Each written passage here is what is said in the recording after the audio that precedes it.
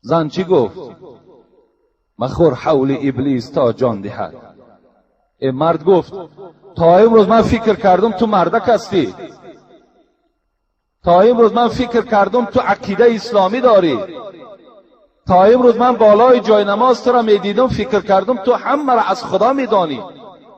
من نمیدانستم که تو تا این اندازه بی غیرت بودی، من نمیدانستم تا این اندازه تو از زندم ضعیف بودی، من نمیدانستم که تو تا دیروز مسلمان بودی امروز گشتی و باز عقیده اسلامی گم شد. من ندانستم که یک ماه روزه گرفتی و ترک کردی نمازات تا سال دیگر، مثل بعضی مسلمان های ما و شما. من حیرت نماندم تو اینقدر مردی دلیر بودی چی شد؟ مرد حیرت نماند که این زن یگان سیری را میداند. این سیر چی سیر بود؟ زن به او چی جواب گفت؟ مخور حول ابلیس تا جان دهد. مرد گفت تو از شیطان و وسواسهاش بیدرک هستی. این وسواسهایی که در وجود شما پیدا میکند این همش کار شیطان است. انه لکم عدو مبین. خدا ما را امر کرد و در قرآن خبر مان داد و به ما آشنا کرد که احتیاط چین که شیطان دشمن آشکارای شماست. این وسواسی که در وجود تو پیدا شد این وسواس شیطانی است.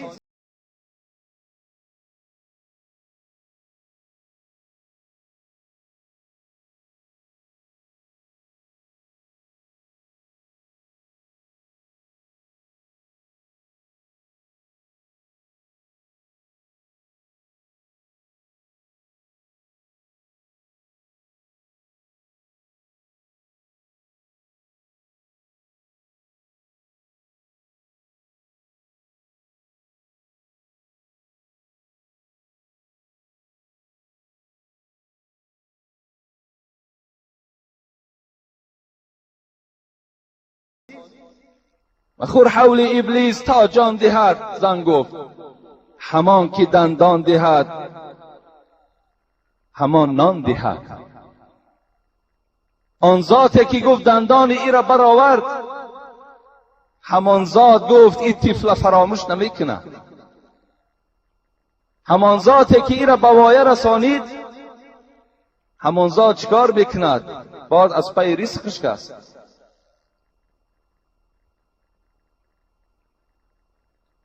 این گونه پدرها و مادرهایی داریم که با واسطه یک چند مبلغی، با واسطه یک راحت چند روزه دلاوری نمی شود که فرزندش امر بر نماز کند.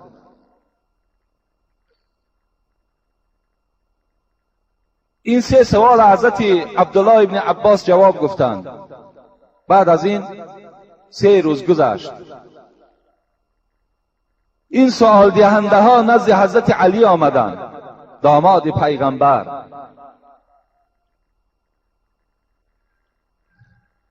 گفتند ای علی، ما از عبدالله ابن عباس این 3 سوال را کردیم، به ما 3 جواب گفت و جواب پیش حضرت علی پیشنهاد کردند. حضرت علی چی گفتند؟ گفتند این جوابی که عبدالله گفت اگر تمام مشرق و مغرب عالمهاش دور بگردین مثل عبدالله ابن عباس جواب گفتن میتونن. رنگ ملاهای ما و شما نبودن. ما یک فتوا را گپ میزنیم، پیش یک ملای دیگه میبرن میگن نادرست است فتوای او. این خیال است میگرد اصلش این است. حالان که ما فتوای گپ میزنیم هر کدامش آیت از حدیث است. حضرت علی گفتن لیکن من هم جواب میگویم. اگرچه عبدالله ابن عباس گفتن لیکن من هم 3 جواب میگویم. حضرت گفتن بهترین روز آن روزی هست که اگر خداوند عبادتهای تو را قبول کند، حضرت عبدالله گفتن بهترین روز روز جمعه هست. حق گفتن. که حضرت علی که دانشمند بودن، علمشان بیشتر بود، فضلشان از عبدالله ابن عباس بالاتر بود، حضرت گفتن که من میگویم که بهترین روز همان روزی هست که اگر عبادتهای شما را خدا قبول کند. چه جوابی خوبه حضرت علی رم جواب دادن. البته همان عملی که از ریا خالی باشد خدا وی قبول میکند. اگر عملی که فقط برای داناندن باشد، برای فهماندن باشد، برای نشان دادن باشد، این عملها در نزد پروردگار ما و شما قبول نمی شود. انس ابن مالک یک حدیث روایت میکند، میگوید باری با پیغمبر خدا نشسته بودیم که یک مرد وارد مسجد میشد. رسول اکرم گفتند الحال کسی که در مسجد در آید من بر همه شما خبر میدهم که وی اهل جنت است، وی جنتی هست. همه صحابه ها میگه چشم ها به سوی در مسجد کی می در آمده باشد. نگاه کردن، یک مرد در آمد و ایستاد، نماز خواند و برآمده رفت.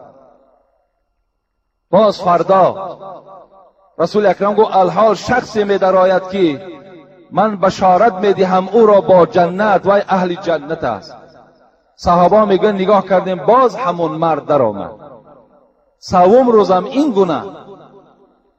3 روز پیغمبر خدا بشارت به جنت دادن، همون نفر می در آمد.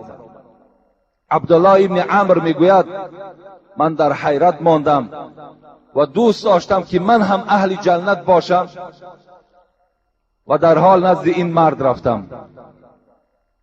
گفتم ای مرد خدا، من با پدر خود کمی جنجال شدیم و من سوگند خوردم در نزد پدرم که 3 روز جانب خانه تو نمی آیم. آیا ای دوست خدا مرا در خانه خود راه نمی دهی؟ گفت مرحمت همراه من باش. عبدالله ابن عمرو میگوید 3 روز من در خانه این مردی که پیغمبر بشارتی به جنتش داد در خانه این خواب کردم. هیچ عملی را از اون ندیدم که مرا در حیرت بیارد. مثل من گفت 5 وقت نمازی با جماعت میخوان و شب تهجد میخوان، دیگر خواب میکرد، دیگر به کار زندگیش وابسته بود. هیچ عبادتهای زیادی نداشت، هیچ ذکرهای زیادی نداشت. فقط همین شب که در بالش سرش میمان الله اکبر میگفت، لا حول ولا قوت الا بالله العلی العظیم خواب میکرد. که عبدالله ابن عمرو میگوید عبادتهای من از عبادتهای او زیاد بود. وقتی 3 روز گذشت من گفتم ای دوستی خدا، 3 باری که تو وارد مسجد شدی پیغمبر تو را به جنت بشارت داد. من با پدر خود جنجال نکرده بودم و سوگند هم نخورده بودم، فقط برای آنکه فهمم که تو باعث چه عمل از اهل جنت شدی. من 3 روز تو را پرسپاس کردم، جستجو کردم، لیکن از تو هیچ عملی ندیدم که مرا در حیرت بیارد. گفتن من یک آدم عادی هستم، هیچ عملی زیادم ندارم. عبدالله ابن عمرو میگوید گفتم این گونه که باشد پناه شما به خدا، و میگد از خانهش خواستم بیرون شوم. میگد فریاد زد مرا، گفت نزد من بیا. آمدم. گفت میدانی که با کدام عمل من در نزد پروردگار خود قدر و قیمت یافتم؟ میدانی که با کدام سبب پیغمبر خدا مرا بشارتی به جنت دادند؟ گفتن انا همینش برای من لازم بود. گفته دوستی خدا یقین دان که هر عملی که من میکنم برای خودنمایی و برای نشان دادن مردم نمیکنم. راست از خانه میبرایم، به خدا قسم فقط از برای خدا مسجد میآیم، از برای خدا نماز میخوانم، از برای خدا روزه میگیرم، از برای خدا خیر احسان میکنم، همش از برای خداست.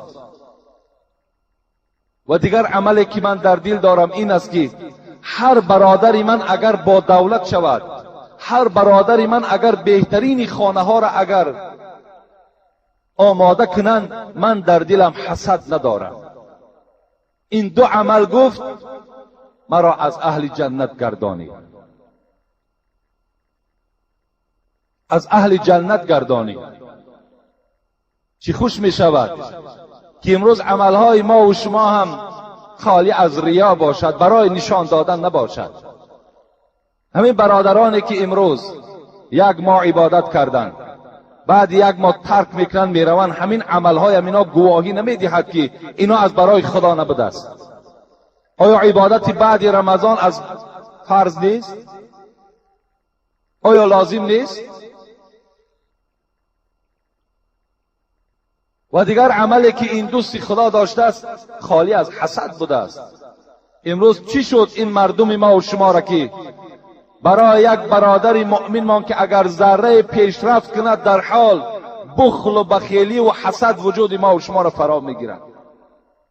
اگر همین تا عادی کرده با زبان خود ما گویم تلخکف میشویم که یک همسایه ما بهبودی پیدا شد، در خاندان یک همسایه ما یک فرزندی متخصصی خوب پیدا شد، یا یک برادر همسایه ما صاحب یک ماشینی خوب شد، یا این همسایه ما یک خانه بهترین انداخت، ما و شما باور کنین دیگرگون میشیم. حالا که تو نمیدانی تعز من تشاء و تذل من تشاء.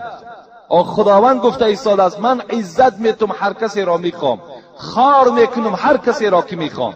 همش در نزد من است. عزت دادن از من است، خار کردنم از من است. حسد کجا میبری؟ بخیلی را کجا پیش میبری؟ تا جای شکر کنی، تا جای در حقش دعا کنی که خدا انصاف او را زیاد کند، توفیق او را زیاد کند، تا که خداوند او را چنان مرد دلیر گرداند که در همون محله خدمتگار اون محله شود. این دعاهای خیر ماندگی ما و شما باشیم در حسد و در بخل چنگ میزنیم که این حسد و این بخل و این عملهایی که به مردم نشان میدهیم اینا حسنات ما را میخورند، نابود میکنند. بهترین روز همان روزی بود است که اگر خداوند عملهای ما را قبول گرداند. کدام عمل قبول میکرده است؟ همون عملی که خاص از برای پروردگار باشد. خدا رحمت کند صوفی الله را، به نهایت صوفی خوب بودند، عالم بودند. میگوید دل جدا زبان جدا باشد، او کجا طاعت خدا باشد. ما و شما را درس میدهد دل جدا زبان جدا باشد، او کجا طاعت خدا باشد.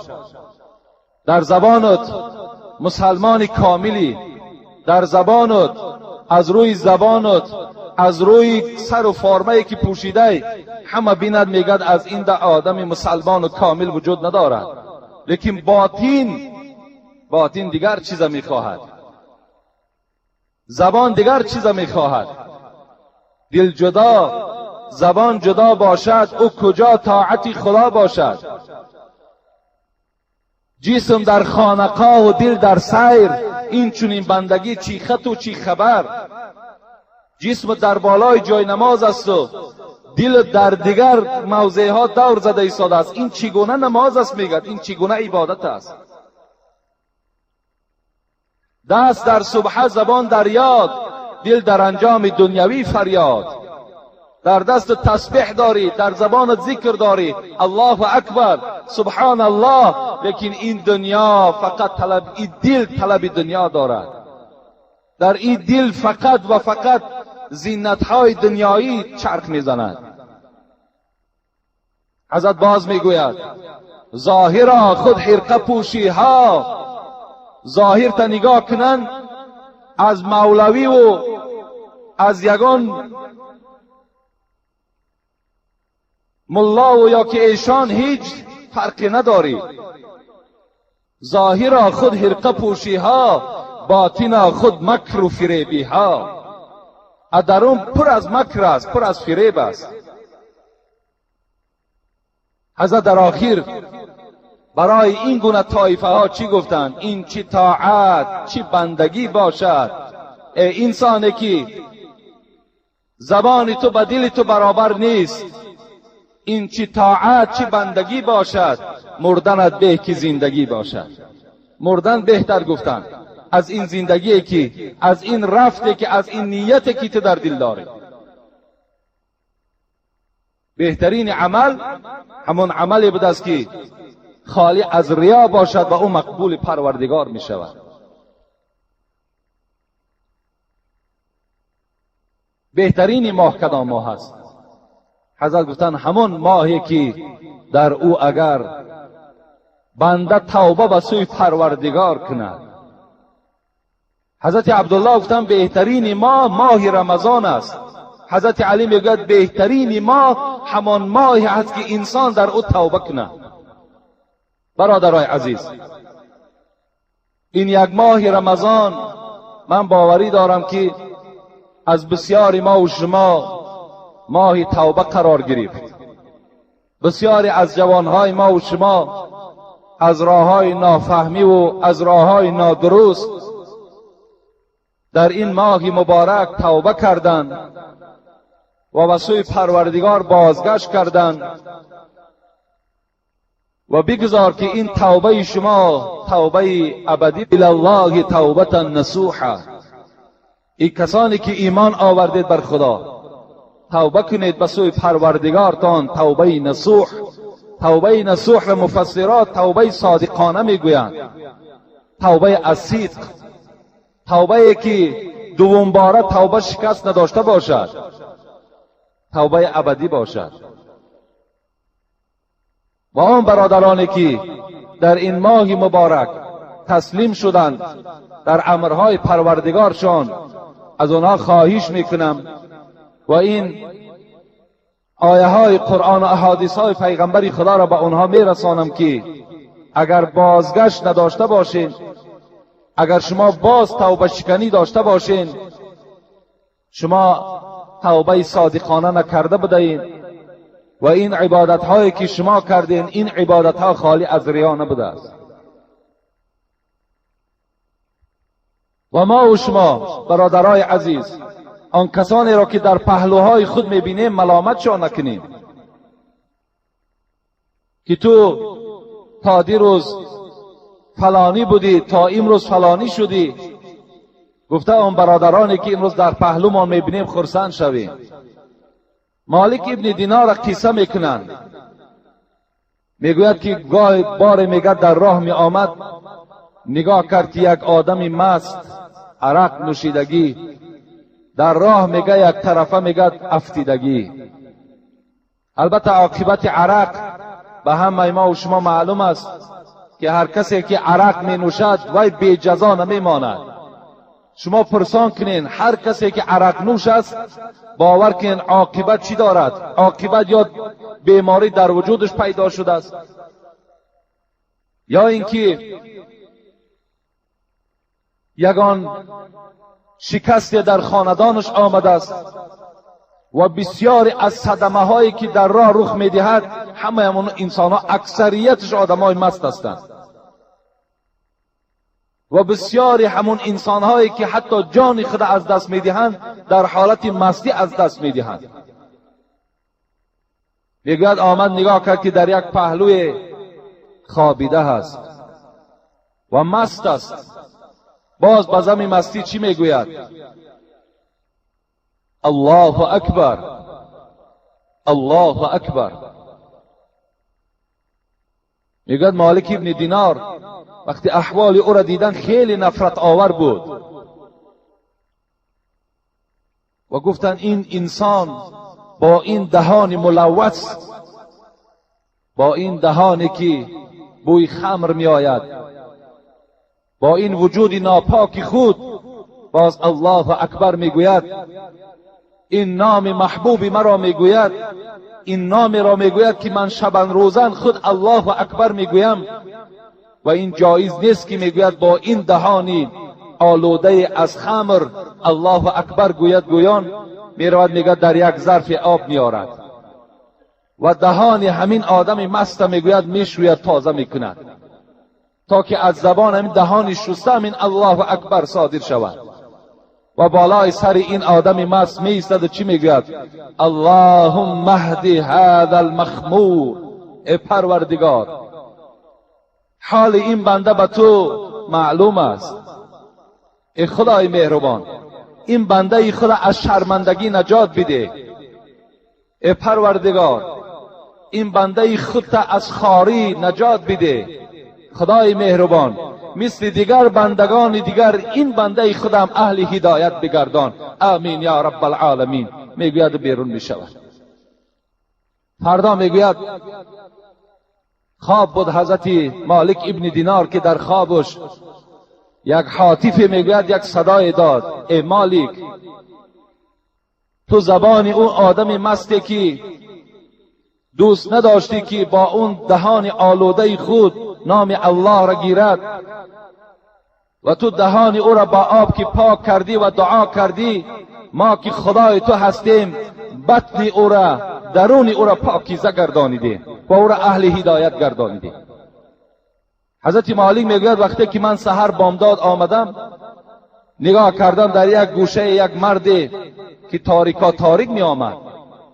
میگوید نگاه کردم در یک گوشه یک مرد زاره دارد، تولا دارد، گریه دارد: خدای مهربان، گناههای گذشته مرا مغفرت کن. خدایا هر عمل ناشایسته کردم از حساب جهل بود، از حساب نادانی بود. ای پروردگار مرا مغفرت کن. حضرت مالک میگوید دعای او چنان بر من تأثیر کرد و چنان از دعاش خوشنود شدم، وقتی آمدم نزدیک نگاه میکنم همون آدم مست